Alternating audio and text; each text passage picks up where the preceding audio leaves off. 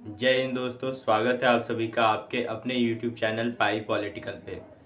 सो UGC NET exams में लगभग 1 से 2 हफ्ते का समय बचा हुआ है और मैं उम्मीद करता हूँ कि आप सभी की तैयारी काफ़ी अच्छे तरीके से चल रही होगी। तो पिछले वीडियो में हम लोगों ने बात किया था UGC net paper 2 political science के यूनिट नंबर 2 की, जिसमें हम लोग पाश्चात्य राजनीतिक विचारकों के बारे में बात कर रहे थे, जिसमें हम लोगों ने कन्फ्यूशियस से लेकर के रूसो तक के जितने भी उनके विचार या उनकी महत्वपूर्ण पुस्तकें थीं, उनको हम लोगों ने डिस्कस किया था। आज हम लोग उसके आगे जो बाकी के 9 थिंकर्स बचे हुए हैं, उनको हम लोग कवर करेंगे। तो उस क्रम में सबसे पहले नाम आता है हीगल का। हीगल को आधुनिक आदर्शवाद का जनक माना जाता है। इनका उद्देश्य था शक्तिशाली जर्मन राष्ट्र का निर्माण, और इसी जर्मन राष्ट्र के निर्माण को लेकर के उनकी जितनी भी विचार या जितनी भी संकल्पनाएं थी वो इसी पर आधारित थी। तो जो हीगल का सबसे महत्वपूर्ण कंट्रीब्यूशन है वो उनके राज्य संबंधी विचार। तो राज्य के लिए उन्होंने कहा कि राज्य क्या है? राज्य, state is March of God on earth. राज्य जो है पृथ्वी पर ईश्वर का अवतरण है। अभी तक हम क्या सुनते थे कि राजा जो है ईश्वर का प्रतिनिधि है, लेकिन हीगल उनसे भी आगे निकलते हुए उसने कह दिया कि नहीं, राज्य पृथ्वी पर ईश्वर का अवतरण है। राजा को भी वो नहीं कहता, बल्कि राज्य को पृथ्वी पर ईश्वर का अवतरण मानता है। वो कहता है कि राज्य एक जैविक संगठन है और राज्य एक उच्चतर संगठन है। इससे ऊंचा कोई संगठन समाज में या राज्य में हो ही नहीं सकता। वे कहते हैं कि राज्य के जो विकास की प्रक्रिया है, इसके निर्माण की प्रक्रिया है, वो इस प्रकार से होती है। इसको आप लोग ध्यान रखिएगा। पहले फैमिली आती है, फैमिली से सिविल सोसाइटी का फॉर्मेशन होता है और उसके बाद स्टेट का फॉर्मेशन होता है। तो इस तरीके से जो हीगल का एक बेसिक कंट्रीब्यूशन वो ये है कि उन्होंने सिविल सोसाइटी और स्टेट में डिफरेंस किया है। बहुत सारे ऐसे विचारक रह चुके हैं जो कि स्टेट और सिविल सोसाइटी में डिफरेंस नहीं करते हैं, तो ये काम किया था हीगल ने। इसलिए इसको आप लोग ध्यान रखिएगा कि सिविल सोसाइटी की अवधारणा किसने दी थी, तो ये हीगल ने दी थी। इसके अलावा हीगल ने द्वंद्वात्मक पद्धति का यूज किया था, जिसे एरिस्टोटल ने किया था अपने समय में। और इसमें उन्होंने बात किया कि 3 प्रक्रियाएं होती हैं जब भी कोई विचार होता है। तो पहले वो वाद के तौर पे होता है, जिसको उन्होंने थीसिस कहा। फिर उस वाद के विरोध में कोई एक विचार होगा, जिसे उन्होंने प्रतिवाद कहा। और सत्य जो होता है वो इन दोनों के बीच में होता है। तो जो वाद और प्रतिवाद को मिल करके फिर एक नया जो स्वरूप आता है, नया विचार आता है, उसे उन्होंने संवाद या सिंथेसिस कहा। तो उनका ये कहना है कि ये जो संवाद है ये आगे चल करके ये वापस से एक नया वाद बन जाएगा और फिर एक नया प्रतिवाद आएगा, और ये प्रक्रिया इसी तरीके से चलती चली जाएगी। और इसी का प्रयास लेकर के, इसी का सहारा लेकर के उन्होंने इतिहास की भी व्याख्या की, जिसमें उन्होंने जो इतिहास का एक मूल तत्व बताया कि आखिर इतिहास में परिवर्तन का वो मेन फैक्टर क्या है। तो उन्होंने उसे बताया आइडिया, विचार। उन्होंने कहा कि विचारों को उनके विरोधाभासों के बिना नहीं समझा जा सकता है, और इसी वजह से उन्होंने कहा कि वाद होता है, उसका विरोधी विचार प्रतिवाद होता है, और फिर एक नया विचार आता है, संवाद, सिंथेसिस। जब हीगल बात करता है स्वतंत्रता की, फ्रीडम की, तो वो कहता है कि राज्य विवेक और चेतना की साक्षात प्रतिमूर्ति है। राज्य के अंदर खुद एक विवेक है, वो खुद विवेक का प्रतिनिधित्व करता है। इसलिए स्वतंत्र कौन है? स्वतंत्र वही व्यक्ति है जो राज्य द्वारा बनाए गए कानूनों का पालन करता है और उनको अपने जीवन में उतारता है। वही सच्ची स्वतंत्रता की बात वो कहते हैं।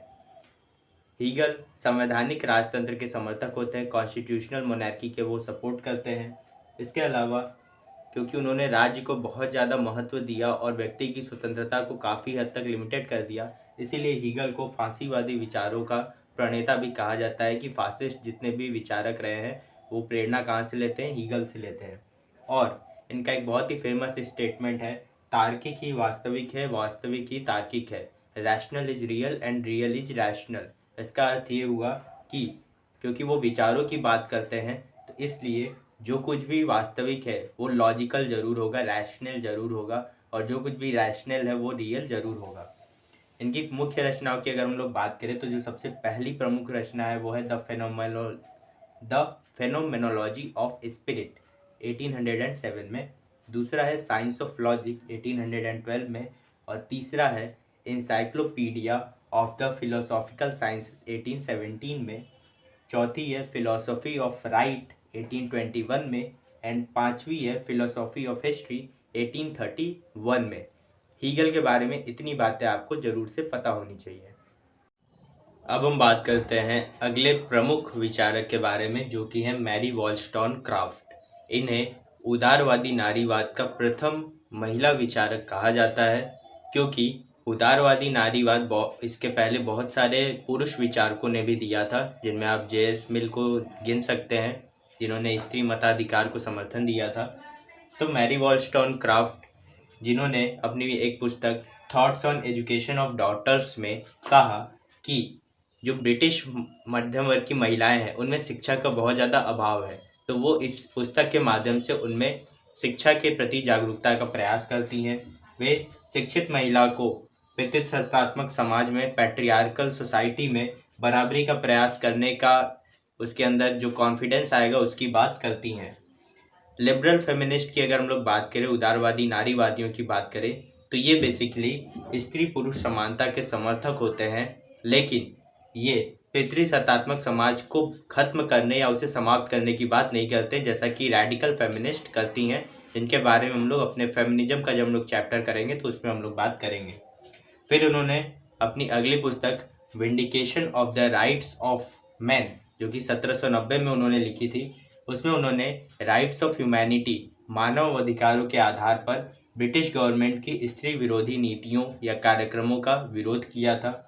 फिर अपनी अगली पुस्तक vindication of the rights of women, जो कि ठीक 2 साल बाद 1792 में उन्होंने पब्लिश की, उसमें वे स्त्री पुरुष समानता की वकालत करती हैं, और इसमें वे रूसो के एमिल, जो कि रूसो ने एजुकेशन पर लिखी थी, उसकी वो घोर आलोचना करती हैं, क्योंकि उसके अंतर्गत रूसो ने कहा था कि महिलाएं केवल घरेलू कार्य ही कर सकती हैं, उसके अलावा वे और किसी भी प्रकार के कार्य करने के योग्य नहीं होती हैं।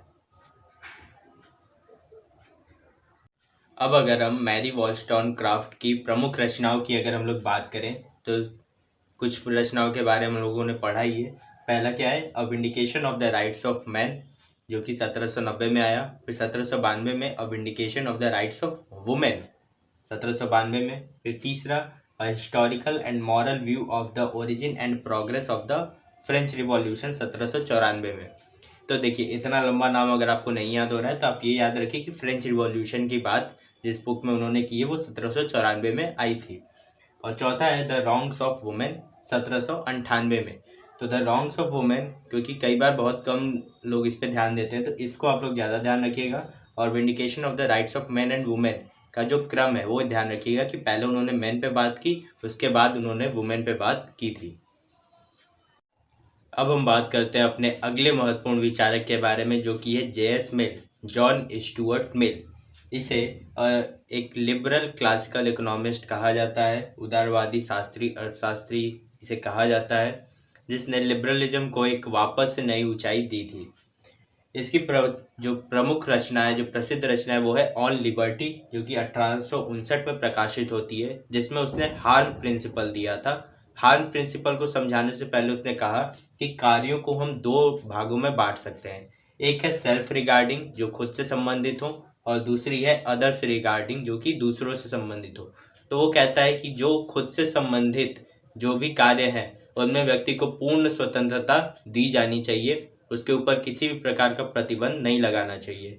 और इसी के लिए वो कहता है कि प्रतिबंधों का अभाव ही स्वतंत्रता है। लेकिन जब बात आती है अदर्स रिगार्डिंग वर्क की, जो कि दूसरे लोगों को वो कार्य प्रभावित कर सकता है, तो उसमें वो हार्म प्रिंसिपल की बात करता है कि जब हमारे किसी काम से किसी दूसरे व्यक्ति को किसी भी प्रकार की अगर उसको हानि पहुंचती है, किसी प्रकार का उसको नुकसान पहुंचता है, तो उसकी स्वतंत्रता पर प्रतिबंध लगाया जा सकता है। किस आधार पर? हार्म प्रिंसिपल के आधार पर। इसके अलावा मिल संसदात्मक प्रतिनिधित्वात्मक लोकतंत्र की वकालत करता है, जिसमें वह बहुल मतदान, प्लूरल वोटिंग की भी बात करता है, जिसमें वो कहता है कि जो शिक्षित व्यक्ति है उसको 1 से ज़्यादा वोट देने का अधिकार होना चाहिए।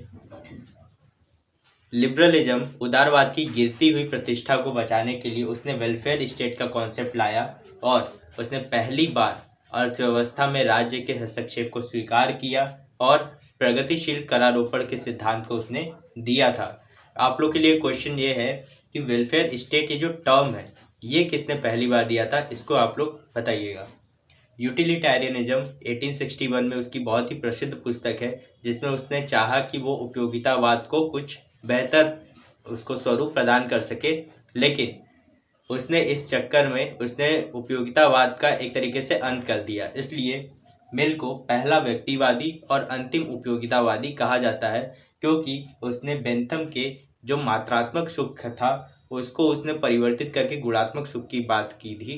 उसने कहा कि सुख दो प्रकार के होते हैं, एक होता है भौतिक सुख और दूसरा होता है नैतिक सुख। तो भौतिक सुख को वो निम्न श्रेणी का दर्जा देता है और जो नैतिक सुख है उसे वो उच्च श्रेणी का सुख मानता है। इसीलिए उसका एक फेमस कोटेशन भी है कि असंतुष्ट सुकरात संतुष्ट मूर्ख की अपेक्षा काफ़ी बेहतर है। तो इस प्रकार से वह सुखों के मात्रा के आधार पर नहीं बल्कि उसके गुणों के आधार पर वह बात करता है, और इस वजह से उपयोगितावाद का जो मूल विचार था उसको यह बदल देता है, उसे यह समाप्त कर देता है। जेम्स मिल, जो कि खुद ब्रिटिश पार्लियामेंट में एक मेंबर ऑफ पार्लियामेंट था, उसने अपनी पत्नी हैरियट टेलर के साथ मिल करके एक पुस्तक the subjection of women publish कराई थी, जिसमें उन्होंने स्वतंत्रता संबंधी स्त्री पुरुष की समानता की वो बात करते हैं, और उन्होंने उसके अंतर्गत स्त्रियों को राइट टू वोट की बात भी की थी कि उन्हें मत देने का अधिकार उन्हें मिलना चाहिए। उनकी जो प्रमुख रचनाएं थी वो थी, पहली है a system of logic ratiocinative and inductive 1843 में, दूसरी थी प्रिंसिपल्स ऑफ पॉलिटिकल इकोनॉमी 1848 में, तीसरी थी ऑन लिबर्टी सबसे प्रमुख 1859 में, चौथी थी कंसिडरेशंस ऑन रिप्रेजेंटेटिव गवर्नमेंट की वो बात करते हैं 1861 में, पांचवी थी यूटिलिटेरियनिज्म 1863 में, और छठवीं थी द सब्जेक्शन ऑफ वुमेन 1869 में। तो इनका क्रम 6 पुस्तकें हैं। आप 1 से 2 बार जब इनको रिपीट करेंगे तो आपको आराम से ये सारी जो पुस्तकें हैं उनका एक क्रम आपको याद हो जाएगा, और किसने लिखी है वो आपको ध्यान रहेगा। अब हम लोग बात करने वाले हैं आधुनिक युग के सबसे प्रभावशाली विचारक के बारे में, जो कि हैं Karl Marx. Karl Marx Germany के रहने वाले थे। इन्हें वैज्ञानिक समाजवाद, साइंटिफिक सोशलिज्म, जिसे साम्यवाद भी कहा जाता है, का संस्थापक या प्रणेता माना जाता है। इन्होंने द्वंद्वात्मक भौतिकवाद को सिद्धांत इन्होंने दिया था। बेसिकली ये हीगल से प्रभावित है जिन्होंने द्वंद्वात्मक सिद्धांत दिया था, लेकिन हीगल और मार्क्स में एक डिफरेंस है। हीगल जहाँ पर उनके जो विचारों का जो एक मूल तत्व था वो था विचार, आइडिया। मार्क्स ने विचार की जगह पर जो मैटर है, पदार्थ है, उसको उन्होंने ज़्यादा महत्व दिया। मार्क्स कहते हैं कि किसी भी प्रकार के सामाजिक परिवर्तन हेतु वस्तु जिम्मेदार है, मैटर जिम्मेदार है, न कि विचार, आइडिया उसके लिए ज़्यादा महत्वपूर्ण नहीं है। क्यों? क्योंकि वह कहते हैं कि जो भी उत्पादन के साधनों में जैसे परिवर्तन होता है उसी प्रकार से समाज में परिवर्तन होता जाता है। इसीलिए वे कहते हैं, उनका बहुत ही फेमस कोटेशन है, मैंने हीगल के द्वंद्ववाद को सिर के बल मतलब कि विचारों के आधार पर खड़ा पाया, और जिसे उलटकर उन्होंने सीधा कर दिया, पांवों के बल पर खड़ा कर दिया। उन्होंने डायलेक्टिकिज्म के या द्वंद्ववाद के 3 नियम बताए थे, जिनमें पहला नियम था कि क्वांटिटी जो है वो क्वालिटी में चेंज होती है, जो मात्रात्मक है वो गुणात्मक में परिवर्तित होता है, जैसे पानी से बर्फ बनता है। फिर यूनिटी ऑफ अपोजिशन की बात करते हैं, मतलब कि जो विरोधी चीज़ें हैं वो विरोध होने के बाद भी उनका अस्तित्व बना रहता है। ये नहीं कि एक का अगर विरोधी है तो दूसरे का अस्तित्व समाप्त हो जाएगा, विरोध के बावजूद भी उनका अस्तित्व बना रहता है। और तीसरा है नेगेशन ऑफ नेगेशन, मतलब कि जो नकारात्मक चीज़ें हैं जिनको हम नकार देते हैं वे भी एक समय के बाद उसको नकार कर ही वो अपने अस्तित्व में आती हैं। जैसे बीज का पौधे में परिवर्तन, बीज जो है अपने प्रतिकूल परिस्थितियों का विरोध करके ही एक पौधे के रूप में परिवर्तित होता है। अगर वह जमीन के या अपने वातावरण के प्रति विरोध प्रदर्शित न करे तो उसका कभी भी अस्तित्व जो है वो सामने नहीं आ पाएगा। इसलिए वो इन 3 के आधार पर ही द्वंद्ववाद की व्याख्या करते हैं। कार्ल मार्क्स वर्ग संघर्ष की बात करते हैं। वे कहते हैं कि अभी तक का इतिहास वर्ग संघर्षों का इतिहास ही रहा है, और वे वर्गों को दो प्रमुख भागों में बांटते हैं। पहला है बुर्जुआई वर्ग और दूसरा है प्रोलेटारिएट वर्ग, मतलब कि बुर्जुआ वर्ग या फिर सर्वहारा वर्ग। बुर्जुआ वर्ग मालिकों को वो कहते हैं और जो दास होते हैं उन्हें वे सर्वहारा वर्ग के अंतर्गत रखते हैं, जिसमें आपका मध्यम वर्ग भी आता है। इसके अलावा वे बात करते हैं इकोनॉमिक डिटर्मिनिज्म की, आर्थिक नियतिवाद की। वे कहते हैं कि उत्पादन, प्रोडक्शन का जो कार्य था वो सबसे पहला हिस्टोरिकल वर्क था, हिस्टोरिकल एक्ट था। पहला ऐतिहासिक कार्य क्या था? उत्पादन था। वे कहते हैं कि समाज में सभी प्रकार के परिवर्तन उत्पादन के साधनों में परिवर्तन के फलस्वरूप ही हुए हैं। Change in means of production के फलस्वरूप ही सारे चेंजेस होते हैं। इस वजह से इकोनॉमिक्स चेंज का एक बहुत ही इम्पॉर्टेंट फैक्टर है, ना कि पॉलिटिक्स या फिर कल्चरल चेंजेस। क्रांति की जब बात आती है तो वे कहते हैं कि साम्यवादी क्रांति के फलस्वरूप एक साम्यवादी राज्य की स्थापना होगी, और ये राज्य कैसा होगा? ये राज्य विहीन होगा, वर्ग विहीन राज्य होगा। वे कहते हैं कि साम्यवाद पूंजीवाद की राख पर उत्पन्न होगा, क्रांति के फलस्वरूप भी साम्यवाद का निर्माण या उदय हो सकता है। इसके अलावा वे अतिरिक्त मूल्य का सिद्धांत देते हैं। अतिरिक्त मूल्य क्या है?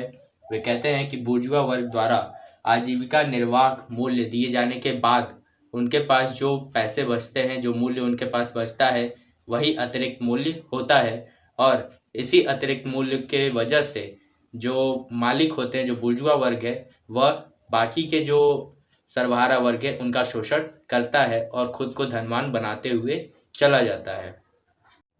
Karl Marx concept of alienation, अलगाव का सिद्धांत देते हैं, जिसमें वे बात करते हैं कि एक सब्जेक्ट और ऑब्जेक्ट के बीच में किस प्रकार से अलगाव होता है। इसे उदाहरण के तौर पर वे समझाते हैं कि किस प्रकार से जो सर्वहारा वर्ग है उसको बुर्जुआ वर्ग द्वारा रणनीति के तहत पहले उत्पादन की प्रक्रिया से अलग किया जाता है, फिर उन्हें उनके श्रम के प्रतिफल से अलग किया जाता है, और धीरे धीरे वे खुद के समाज से और अन्य लोगों से भी धीरे धीरे वे विलग हो जाते हैं, और इस तरीके से वे उनका फिर शोषण आसानी से कर पाते हैं उनको अलग करके। यही उनका अलगाव का सिद्धांत था। मार्क्स ने जितने भी उनके विचार थे तो कुछ कुछ जगहों से उन्होंने उसको उठाया था, तो हम कह सकते हैं कि उन्होंने उधार लिए थे। तो मार्क्स ने द्वंद्वात्मक पद्धति हीगल से लिया था, उसने वर्ग संघर्ष का सिद्धांत ऑगस्टीन थोरे से लिया था, और श्रम का मूल्य सिद्धांत उसने इंग्लैंड के जो क्लासिकल इकोनॉमिस्ट हैं उनसे लिया था। 1864 में कार्ल मार्क्स ने IWA, international working men's association की स्थापना की थी, जिसका काम था पूरे विश्व में मजदूरों को साम्यवादी क्रांति हेतु प्रोत्साहित करना, उसके संबंध में प्रचार प्रसार करना, और इसी क्रम में वो कहते हैं कि दुनिया के मजदूरों एक हो जाओ, इसी इंडियन वर्किंग मेंस एसोसिएशन के दौरान। अब अगर हम लोग बात करें कार्ल मार्क्स की महत्वपूर्ण रचनाओं के बारे में, तो जो सबसे पहली महत्वपूर्ण रचना है वो है critique of Hegel's philosophy of right. ये 1843 में आती है। दूसरी है पेरिस मैन्युस्क्रिप्ट 1844 में। तीसरी है थीसिस ऑन फ्यूरबर्ग 1845 में। दूसरी है द पॉवर्टी ऑफ फिलॉसफी 1847 में। तीसरी है the class struggle in France 1850 में।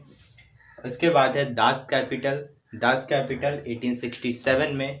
उसके बाद सेवेंथ है the critique of the Gotha programme. क्या है? The critique of the Gotha programme 1875 में। और नेक्स्ट है वैल्यू प्राइस एंड प्रॉफिट 1865 में। वैल्यू प्राइस एंड प्रॉफिट 1865 में। इसके अलावा मार्क्स ने अपने दोस्त फ्रेडरिक एंजल्स के साथ मिलकर के भी कई महत्वपूर्ण रचनाएं की हैं, जिनमें सबसे पहला है द होली फैमिली 1845 में। नेक्स्ट है द जर्मन आइडियोलॉजी 1845-46 एंड सबसे इम्पॉर्टेंट है द कम्युनिस्ट मैनिफेस्टो 1848। इन सभी के डेट्स को आपको याद रखना चाहिए। कम्युनिस्ट मैनिफेस्टो ये तो बहुत ही इम्पॉर्टेंट है 1848 में, और बाकी भी बहुत ज़्यादा इम्पॉर्टेंट है, बहुत बार पूछे जाते हैं, इसलिए इनको आप लोग एक जगह ज़रूर से नोट कर लीजिएगा, क्योंकि ये बहुत ही रेलेवेंट क्वेश्चन आते हैं आपके कार्ल मार्क्स की राइटिंग्स को लेकर के। अब जो अगला महत्वपूर्ण विचारक है वो है Antonio Gramsci. Antonio Gramsci Italy की कम्युनिस्ट पार्टी का संस्थापक था। इसे मुसोलिनी, जो कि इटली की फासिस्ट गवर्नमेंट थी, उसने इसे जेल में डाल दिया था और जेल में ही इसकी मृत्यु बहुत ही कम आयु में हो जाती है। इसने बहुत सारे, क्योंकि ये मार्क्स से बहुत ज़्यादा प्रभावित था, कम्युनिस्ट पार्टी का ये संस्थापक था, लेकिन इसके मार्क्स के जो विचार हैं उनसे काफ़ी ज़्यादा इसका विरोधाभास रहता है।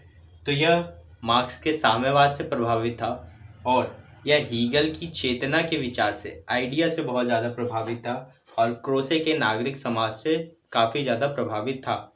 इसीलिए उसने हीगल और मार्क्सवाद को मिला करके हीगेलियन मार्क्सवाद की बात की, जिसका अर्थ यह है कि मार्क्स को, जो मार्क्सवाद है उसको हीगल के तरीके से अगर हम समझें तो उसका क्या परिणाम निकलेंगे, और इसे ही हम नव मार्क्सवाद या नियो मार्क्सिज्म कहते हैं, जिसमें उसने मार्क्स के द्वंद्वात्मक भौतिकवाद की आलोचना की और कहा कि विचार और पदार्थ, आइडिया और मैटर दोनों ही बहुत ज़्यादा महत्वपूर्ण है द्वंद्वात्मक प्रक्रिया में, और जहाँ पर मार्क्स ने केवल आधार की बात की थी उसे ही केवल महत्वपूर्ण माना था, वहीं ग्राम्सी ने आधार और अधिसंरचना, बेस एंड स्ट्रक्चर, इन दोनों को महत्वपूर्ण माना और कहा कि स्ट्रक्चर दो तरीकों से मिलकर के बनता है, दो कंपोनेंट से, वो है नागरिक समाज और है राजनीतिक समाज। तो इस प्रकार से उसने नव मार्क्सवाद के अंतर्गत मार्क्सिज्म में जो थोड़ी बहुत कमियां रह गई थी उनको सुधारने का प्रयास किया था। एंटोनियो ग्राम्सी की एक बहुत ही महत्वपूर्ण कॉन्सेप्ट है हेजेमनी की अवधारणा या प्राधान्य की अवधारणा। इसमें वे बताते हैं कि हेजेमनी होता क्या है बेसिकली। तो वे कहते हैं कि हेजेमनी प्रभुत्व वर्ग की, जो प्रभुत्व वर्ग है उसकी वैचारिक क्षमता है जिसके माध्यम से वह प्रभुत्वहीन वर्ग का समर्थन प्राप्त करता है या उनका शोषण करने में वह सक्षम हो पाता है। और वो कहता है कि जनता शक्ति द्वारा नहीं बल्कि विचारों द्वारा शासित होती है। जनता को पावर के द्वारा नहीं, आइडिया के द्वारा उनको कंट्रोल किया जाता है, उनके ऊपर रूल किया जाता है। वे कहते हैं कि बुद्धिजीवी दो प्रकार के होते हैं, एक होते हैं पारंपरिक और दूसरे होते हैं जैविक। वह कहता है कि पारंपरिक बुद्धिजीवी वे हैं जो कि यथास्थिति के समर्थक हैं, वे परंपराओं को नहीं तोड़ना चाहते हैं, और जो जैविक बुद्धिजीवी हैं वे परिवर्तन के समर्थक होते हैं।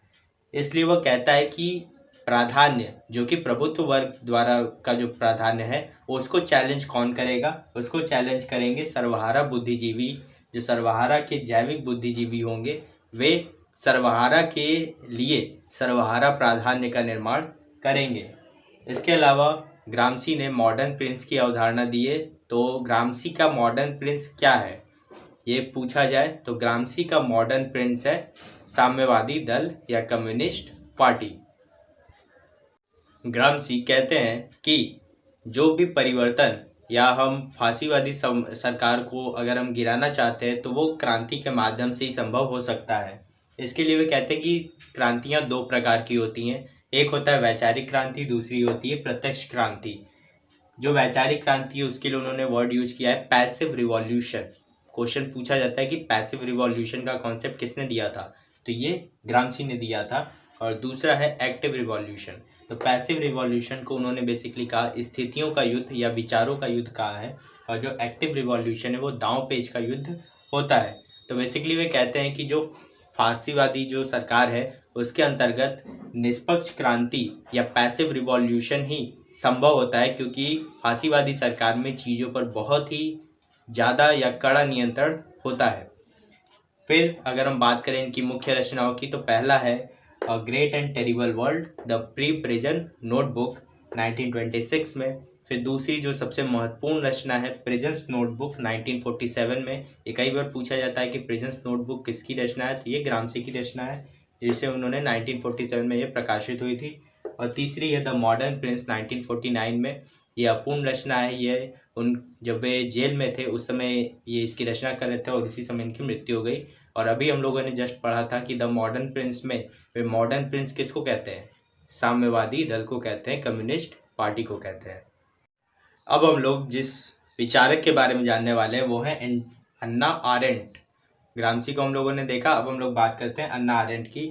ये हिटलर के यहूदी उत्पीड़न से प्रभावित थी और इन्होंने कहा है कि ये हीडगर एंड जैस्पर्स के एग्जिस्टेंशियलिज्म अस्तित्ववाद के विचारधारा से काफ़ी प्रभावित थी, जिनको पढ़ने के बाद इन्होंने कहा कि ये ऐसे ही था जिस प्रकार से बिना किसी बाधा के सोचना, थिंकिंग विदाउट बैरियर की संज्ञा इन्होंने दी है। ये बात करती हैं अपनी पुस्तक द ओरिजिन्स ऑफ टोटलिटेरियनिज्म के अंतर्गत कि आखिर जो सर्वाधिकारवादी राज्य होते हैं, जो अधिनायकवादी या निरंकुश शासन होते हैं, उनका आखिर उदय कैसे होता है। तो इसमें वे नाजीवाद और स्टालिनवाद का विश्लेषण करती हैं और कहती हैं कि किस प्रकार से मॉडर्न मास सोसाइटी, जो आधुनिक जन समूह है, उसको उसकी परंपराओं से पहले अलग किया जाता है क्रांति के माध्यम से, विचारों के माध्यम से, कि आप क्रांति करो, आप बुद्धिजीवी बनो और अपने परंपराओं से अलग हो जाओ। और उसके बाद फिर वे एक सर्वाधिकारवादी राज्य का निर्माण कर लेते हैं, लोगों को इस प्रकार से अलग करके। फिर अपनी अगली पुस्तक द ह्यूमन कंडीशन, जो कि 1958 प्रकाशित हुई थी, उसमें वे अरस्तू का समर्थन करती हैं। वे कहती हैं कि पूरे मानव जीवन का जो सेंट्रल पॉइंट है या सेंट्रल एक्टिविटी है, वो पॉलिटिकल एक्शन होता है। राजनीति के इर्द गिर्द ही मनुष्य का जीवन चक्र घूमता रहता है। और अपनी अगली पुस्तक ऑन रिवॉल्यूशन में वे अमेरिकी और फ्रांसीसी क्रांति का विश्लेषण करती हैं और कहती हैं कि इन दोनों ही क्रांतियों ने क्रांति का जो मूल भाव है उसको इन्होंने छोड़ दिया था। वो कहती हैं कि जो अमेरिकी क्रांति है उसने क्या किया कि उसने जो जनता है उसको उसने राजनीति से अलग कर दिया, और फ्रांसीसी क्रांति ने सामाजिक मुद्दे के आधार पर जो फ्रीडम, जो कि बेसिक जिस वजह से क्रांति हुई थी, उसको उसने जनता से छीन लिया। इस प्रकार से ये दोनों क्रांतियां अपने अपने उद्देश्यों को पाने में विफल होती हैं, ऐसा अन्ना आरेंट का विश्लेषण होता है। अन्ना आरेंट फिर बात करती हैं अपने अगली पुस्तक आइकमैन इन जेरूसलम, जो कि 1963 में आता है। उसमें बेसिकली होता यह है कि एक सदस्य रहता है आइकमैन, जो कि हिटलर के द्वारा जब यहूदियों का उत्पीड़न किया जा रहा था तो यह उसका एक जनरल रहता है आइकमैन। और उस जब हिटलर की पराजय हो जाती है तो उसके बाद इसके ऊपर युद्ध संबंधी अभियोग चलाए जाते हैं, उसके ऊपर ट्रायल चलता है। तो अन्ना अरेंट उसका विश्लेषण करती हैं कि आखिर आइकमैन ने इतने भयावह काम क्यों किए थे। तो जब वे इस पे विश्लेषण करती हैं तो वे कॉन्सेप्ट देती हैं बैनलिटी ऑफ इविल का। वे कहती हैं कि जो आइकमैन था उसको खुद नहीं पता था कि वह कोई गलत काम कर रहा है। यही बेसिकली हुआ ये कि आइकमैन जो है उसको ये नहीं पता है कि मैं अच्छा काम कर रहा हूँ या बुरा काम कर रहा हूँ। उसका केवल एक उद्देश्य था कि वह अपने जो शासक है उनके आदेशों को वो मान रहा था, और इस वजह से वह दूसरे के स्थान पर खुद को रख करके स्थितियों का विश्लेषण करने में काफ़ी अक्षम था या इनकैपेबल था। तो इसी को उन्होंने कहा था बैनलिटी ऑफ इविल। फिर अगर हम इनके मुख्य रचनाओं की बात करें तो जिनके बारे में हम लोगों ने अभी पढ़ा है, तो पहला क्या था, द ओरिजिन्स ऑफ टोटलिटेरियनिज्म 1951 में, दूसरा था द ह्यूमन कंडीशन 1958 में, तीसरा था ऑन रिवॉल्यूशन 1963 में, और चौथा था आइकमैन इन जेरूसलम 1963 में। तो इतनी बातें आपको अन्ना अरेंट से रिलेटेड पता होनी चाहिए। अब जो हमारा अगला विचारक है वो है फ्रेंच फैनॉन। फ्रेंच फैनॉन एक फ्रेंच रिवॉल्यूशनरी थियरिस्ट थे और इन्होंने एंटी कॉलोनियल स्ट्रगल के दौरान हिंसा को बहुत ज़्यादा महिमा मंडित किया है। इस वजह से इनका बहुत ज़्यादा विशेष योगदान है, क्योंकि नॉर्मली क्या होता है, जितने भी थिंकर्स होते हैं वो कहते हैं कि हिंसा एक बुरा तरीका है या वो गलत तरीका है, लेकिन फ्रेंच फैनॉन कहते हैं कि नहीं, हिंसा बहुत ही ज़रूरी है किसी भी परिवर्तन के लिए। और इन्होंने अल्जीरिया की स्वतंत्रता के लिए कार्य किया था और उसी से रिलेटेड जितने भी इनके विचार रहे हैं उसी के दौरान बने हैं। उनकी सबसे प्रमुख पुस्तक है ब्लैक स्किन वाइट मास्क, जो कि 1952 में उन्होंने लिखा था। इसमें वे कहते हैं कि श्वेत जाति का भार एक कपोल कल्पना है, मतलब कि जो एक कॉन्सेप्ट चलता है कि जो गोरे लोग हैं वे कालों को सभ्य बनाएंगे। तो कहते हैं कि ऐसा कोई भी विचार कल्पना है और झूठ है। उसके अलावा कहते हैं कि उसी प्रकार से अश्वेत जाति के गौरव का जो भावना है वह भी एक मिथ्या है, वह भी एक झूठ है, क्योंकि इसके माध्यम से कोई ऐसा तानाशाह शासक हो सकता है जो कि लोगों को भ्रमित करके एक तानाशाही शासन या निरंकुश शासन बना सकता है। फिर उन्होंने अपनी एक दूसरी प्रसिद्ध पुस्तक the Richard of the earth 1961 में लिखा, जिसकी प्रस्तावना जी पॉल सार्त्र ने लिखी थी, जो कि एक बहुत ही फेमस अस्तित्ववादी रहते हैं। इस पुस्तक के अंतर्गत इन्होंने नव मानव की अवधारणा दी थी, कॉन्सेप्ट ऑफ न्यू ह्यूमन। नव मानव कैसा होगा? वह मानव जो सृजनात्मक स्वतंत्रता से युक्त हो और सांस्कृतिक साम्राज्यवाद से मुक्त होगा, उसे ही उन्होंने नव मानव कहा है। और ये जो नवमानव होगा वह हिंसा द्वारा प्राप्त अनुभवों से जो उसको ज्ञान मिलेगा, जो वो क्रांति करेगा, उसी के द्वारा इसका सृजन हो सकता है। इस प्रकार की बातें फ्रेंच फैनॉन करते हैं। अगर हम फ्रेंच फैनॉन के महत्वपूर्ण रचनाओं की बात करें तो जैसा अभी हम लोगों ने देखा, ब्लैक स्किन वाइट मास्क जो कि 1952 में आई थी, ये इनकी सबसे महत्वपूर्ण पुस्तक थी। फिर दूसरी थी अ डाइंग कॉलोनियलिज्म 1959 में, तीसरी थी the wretched of the earth 1961 में, and the African revolution towards the African revolution 1964 में।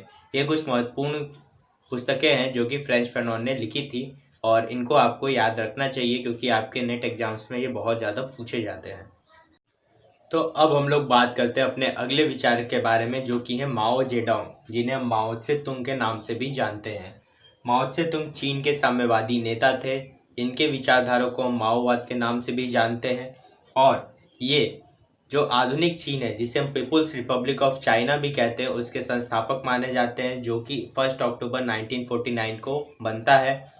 और पहली बार माओ ने साम्यवादी क्रांति में किसानों का प्रयोग किया, किसानों को शामिल किया, क्योंकि जब मार्क्स या फिर अन्य जितने भी जगहों पर साम्यवादी क्रांति हुई उन सभी जगहों पर मजदूरों को शामिल किया गया, फैक्ट्री वर्कर्स को शामिल किया गया, लेकिन माओ ने पहली बार किसानों को शामिल करके साम्यवादी क्रांति का जो क्षेत्र है उसको विस्तार दिया था। उसने कहा कि जो क्रांति है वो निरंतर चलती रहती है क्योंकि क्रांति एक घटना नहीं बल्कि प्रक्रिया होती है, और इसी के चलते वो एक अपना नियम देते हैं, अंतर विरोध का नियम या फिर लॉ ऑफ कॉन्ट्राडिक्शन, जिसमें वे द्वंद्वात्मक पद्धति की नई व्याख्या करते हैं जिस प्रकार से अन्य साम्यवादी नेता या फिर समाजवादी नेता करते थे। तो ये बताते हैं कि बेसिकली सही नीति का निर्माण हमेशा गलत नीति के साथ संघर्ष करके ही होता है। तो जब गलत विचार आते हैं, सही विचार आते हैं और उनके बीच जब टकराव होता है, तो जब सही विचार का विजय होता है तो उसका इम्प्लीमेंटेशन समाज में होता है। तो इस प्रकार से वे अंतर विरोध के नियम के माध्यम से द्वंद्ववाद की नई व्याख्या प्रस्तुत करते हैं। माओ ने अपने निरंतर क्रांति की योजना के लिए बहुत सारी योजनाएं बनाई थी, जिनमें सबसे पहला आता है लॉन्ग मार्च। लॉन्ग मार्च 1934 से लेकर के 35 तक चलता है, जिसमें ये एक 6000 मील की एक ऐतिहासिक यात्रा होती है, जिसमें जो कम्युनिस्ट पार्टी के नेता होते हैं वो अपनी जान बचाने के लिए दूर एक पहाड़ी रास्ते पर वो जाने का प्रयास करते हैं। और किससे बचने का प्रयास करते हैं? जो उस समय सत्तारूढ़ पार्टी होती है KMT, कॉमिंतांग पार्टी ऑफ चाइना के नाम से हम उसको जान सकते हैं। तो ये बेसिकली एक ऐतिहासिक यात्रा थी लॉन्ग मार्च। इसका डेट याद रखिएगा, 1934 से 35 तक था। फिर उसके बाद आता है आपका सेकेंड 100 फ्लावर्स कैंपेन, जिसे हम सैकड़ों फूलों की योजना के नाम से भी जानते हैं, और ये 1956 में होता है। बेसिकली इसमें माओ ने चीनी कम्युनिस्ट पार्टी की जितनी भी पॉलिसीज़ थी उनको आलोचना करने के लिए खुला निमंत्रण दिया था, और उसने कहा कि सैकड़ों फूलों को खिलने दो जिनके अंदर सैकड़ों विचार समाहित होंगे, और यह पार्टी की उन्नति के लिए काफ़ी अच्छा होगा। फिर इसके बाद the Great Leap Forward 1958 to 62 तक चलता है, जिसमें बेसिकली जो रूसी सोवियत मॉडल था, जो सोवियत मॉडल था उत्पादन का या उद्योग का, वह फेल हो जाता है, और इसके फलस्वरूप जो माओ है वो अपना एक नया नीति लाते हैं, द ग्रेट लीप फॉरवर्ड, जिसमें वे लक्ष्य रखते हैं कि औद्योगिक उत्पादन को 100% हर साल हम बढ़ा करके रखेंगे। फिर इसके बाद 1966 में कल्चरल रिवॉल्यूशन, सांस्कृतिक क्रांति होती है, जिसे बेसिकली माओ ने कम्युनिस्ट पार्टी पर अपनी कमज़ोर पड़ती हुई जो पकड़ थी उसको मजबूत करने के लिए शुरू किया था, ताकि उसे जनता का सहयोग मिल सके और वह कम्युनिस्ट पार्टी पर अपनी जो पकड़ है वो वापस से बना सके। माओ त्से तुंग का एक बहुत ही फेमस कोटेशन है कि शक्ति बंदूक की नली से निकलती है, जो उनके क्रांतिकारी विचारों को प्रदर्शित करती है। इसके अलावा माओ त्से तुंग ने नव लोकतंत्र, न्यू डेमोक्रेसी की संकल्पना दी थी। इसका आपको बेसिकली केवल नाम याद रखना है कि न्यू डेमोक्रेसी की संकल्पना किसने दी थी, वो माओ त्से तुंग ने दी थी, क्योंकि उनकी एक बुक का नाम भी ऑन न्यू डेमोक्रेसी है। और आपसे इसके अंदर ना जा करके केवल आपसे ये पूछा जाएगा कि इसको संकल्पना किसने दी थी, तो ये माओ त्से तुंग ने दी थी। आप इसको समझ सकते हैं कि ये लोकतंत्र का एक ऐसा स्वरूप है जो कि साम्यवादी नीतियों से ज़्यादा प्रभावित होता है। अब अगर इनकी मुख्य रचनाओं की हम लोग बात करें तो पहला मुख्य रचना है ऑन प्रैक्टिस 1937 में, दूसरा है ऑन कॉन्ट्राडिक्शन 1937 में, तीसरा है ऑन गुरिल्ला वॉरफेयर एंड चौथा है ऑन प्रोट्रैक्टेड वॉर। तो बेसिकली इनसे हम समझ सकते हैं कि वो गोरिल्ला वॉरफेयर के समर्थक थे। पांचवी है ऑन न्यू डेमोक्रेसी, जैसा अभी हम लोगों ने बात किया। फिर है ऑन कोएलिशन गवर्नमेंट, मतलब कि कोएलिशन गवर्नमेंट पे उनके क्या विचार थे। On people's democratic rule. फिर उसके बाद अगली पुस्तक थी on correct handling of contradiction among people. और उसके बाद लास्ट है वेयर डू करेक्ट आइडियाज 1963 में। तो ये माओ से तुंग की कुछ इम्पॉर्टेंट बुक्स हैं। इनका डेट वाइज एक सीरियल आप लोग याद रखिएगा।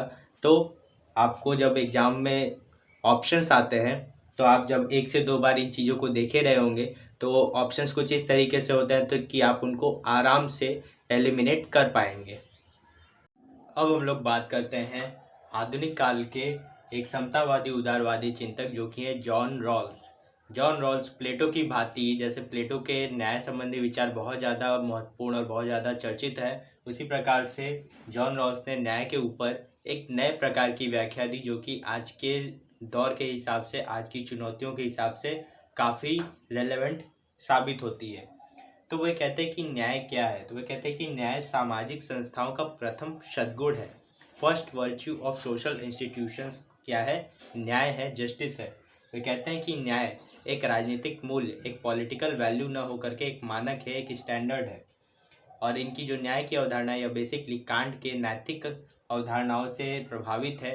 उस और अगर हम कहें कि जो जॉन रॉल्स के न्याय सिद्धांत है उसको विभिन्न नामों से भी जाना जाता है, जिनमें हम उसको प्योर प्रोसीजरल डिस्ट्रीब्यूटिव जस्टिस भी कह देते हैं। कभी हम इसको social contract theory of justice या न्याय का सामाजिक समझौता सिद्धांत भी कह देते हैं। कभी कभी हम इसे मैक्सिमिनी प्रिंसिपल भी इसे कहा जाता है और इसे क्षतिपूर्ति का सिद्धांत या थियरी ऑफ कंपेंसेशन भी कहा जाता है। तो ये अलग अलग नाम है लेकिन सिद्धांत एक ही है, वो है जॉन रॉल्स का न्याय का सिद्धांत। तो ये क्या सिद्धांत है, इसमें कौन कौन से तत्व हैं, इन सभी को अब हम लोग देखते हैं। जॉन रॉल्स ने बेसिकली जो उनके न्याय का सिद्धांत है उसे उन्होंने जस्टिस एज फेयरनेस, इन वर्ड्स का इन्होंने यूज किया है, जिसे हम निष्पक्षता के तौर पर न्याय के रूप में हम समझ सकते हैं। तो देखिए जो वर्ड है ना, जस्टिस एज फेयरनेस, इसको आप लोग ध्यान रखिएगा क्योंकि एज इट इज क्वेश्चन पूछा जाता है कि जस्टिस एज फेयरनेस के तौर पर किसने अपने न्याय की संकल्पना प्रस्तुत की थी। कई बार यूजीसी नेट एग्जाम्स में ये रिपीटेड क्वेश्चन है। तो आखिर जस्टिस एज फेयरनेस का मतलब क्या है? तो रॉल्स कहते हैं कि मूल स्थिति में व्यक्ति विवेकी होते हैं, व्यक्तियों के पास विवेक होता है। तो वे मूल स्थिति क्या है? इसका मतलब यह है कि वह स्थिति जब लोगों को अपने बारे में ज्ञान नहीं होता है। उसे समझाते हुए कहते हैं कि जब व्यक्ति न्याय के सिद्धांतों की खोज वस्तुनिष्ठ व निष्पक्ष तरीके से करने के लिए वेल ऑफ इग्नोरेंस में रहते हैं, तब हम न्याय की प्राप्ति कर पाते हैं। इसका मतलब क्या है? Well of ignorance. ये कई बार क्वेश्चन पूछा जाता है कि वेल ऑफ इग्नोरेंस किसने यूज किया है, तो ये जॉन रॉल्स ने किया है। तो वेल ऑफ इग्नोरेंस का मतलब ये है कि जब लोगों को यह ध्यान नहीं रहता है कि उनकी जाति क्या है, उनका धर्म क्या है, उनका क्या बैकग्राउंड है, और उन्हें सामने वाले के बारे में भी जब ये सारी बातें नहीं पता होती हैं, तो वे नॉर्मली क्या करते हैं, वे जो उनके कार्य होते हैं वे न्यायपूर्ण होते हैं। इसको हम एक उदाहरण से समझते हैं। सड़क पर मान लीजिए किसी पर्सन का एक्सीडेंट हो गया और आपको ये नहीं पता है कि वो किस जाति का है, किस धर्म का है, ये सारी बातें आपको नहीं पता है। तो आपका एक मानवीय स्वभाव क्या होगा कि आप चाहेंगे कि आप उसकी मदद कर दें। लेकिन अगर आपको पता चल गया कि यह इस विशेष जाति का है या इस विशेष समुदाय का है जो कि मेरे समुदाय या जाति का विरोधी है, तो आपके मन में ये आ जाएगा कि नहीं, मुझे इसकी मदद नहीं करनी चाहिए। तो वहाँ पर जो न्याय का जो सिद्धांत है वो भ्रमित हो जाएगा। तो इसी वेल ऑफ इग्नोरेंस की बात करते हैं कि जब हमको समाज के लिए न्याय के सिद्धांतों का निर्माण करने की ज़रूरत पड़े तो उस समय वेल ऑफ इग्नोरेंस को लेकर के जो भी नीति निर्माता हैं वे एक मानव बन के अपने जितने भी बैकलॉग्स हैं उनको छोड़ करके न्याय के सिद्धांतों का निर्माण करें। और वे कहते हैं कि यह एक काल्पनिक स्थिति है, ऐसी वास्तविक स्थिति नहीं है, लेकिन इसके माध्यम से हम जो न्याय संबंधी जितनी भी विषमताएं हैं उसको हम लोग सुधार सकते हैं, उसको सही कर सकते हैं। फिर वे कहते हैं कि जो न्याय की मूलतः जो समस्या है वो प्राथमिक वस्तुओं के वितरण से संबंधित है। प्राइमरी ऑब्जेक्टिव से उनका मतलब ये था कि प्राथमिक वस्तुएं वे वस्तुएं जो कि मनुष्य के जीवन निर्वहन के लिए काफ़ी ज़रूरी होती हैं, जो कि हर मनुष्य को ज़रूर से चाहिए होता है। तो उन्हीं के वितरण की जो समस्या है वही न्याय की मूल समस्या होती है। अगर हम जॉन रॉल्स की कुछ महत्वपूर्ण पुस्तकों या रचनाओं की बात करें तो ये 4 टोटल मुख्य रचनाएं जिनके बारे में आपको पता होना चाहिए, क्योंकि John Rawls UGC NET exams में उनका फेवरेट पोर्शन है और जॉन रॉल्स से एक क्वेश्चन ज़रूर हर साल पूछा जाता है। तो जॉन रॉल्स की जो सबसे फेमस बुक है वो है अ थियरी ऑफ जस्टिस 1971 में। फिर दूसरी पुस्तक है पॉलिटिकल लिबरलिज्म 1993 में आती है, और द लॉज ऑफ पीपल्स 1999 में, और जस्टिस एज फेयरनेस 2001 में उनकी पुस्तक आती है। तो ये 4 पुस्तकों के नाम आपको जॉन रॉल्स के आपको पता होने चाहिए, डेट वाइज आपको पता होना चाहिए। और अगर आपको इस यूनिट की अगर आपको पीडीएफ चाहिए तो आप टेलीग्राम पर पाई पॉलिटिकल सर्च करके चैनल ज्वाइन कर सकते हैं, या फिर मैं इस वीडियो के कमेंट में मैं डिस्क्रिप्शन दे दूंगा, उसमें भी आप जा कर के ज्वाइन कर सकते हैं। तो उसमें मैंने इसकी पीडीएफ डाल दी है। और इस वीडियो को देखने के लिए आप सभी का बहुत बहुत शुक्रिया। अपनी तैयारी अच्छे से करते रहिए। मिलते हैं अगले वीडियो में, तब तक के लिए थैंक यू सो मच। जय हिंद।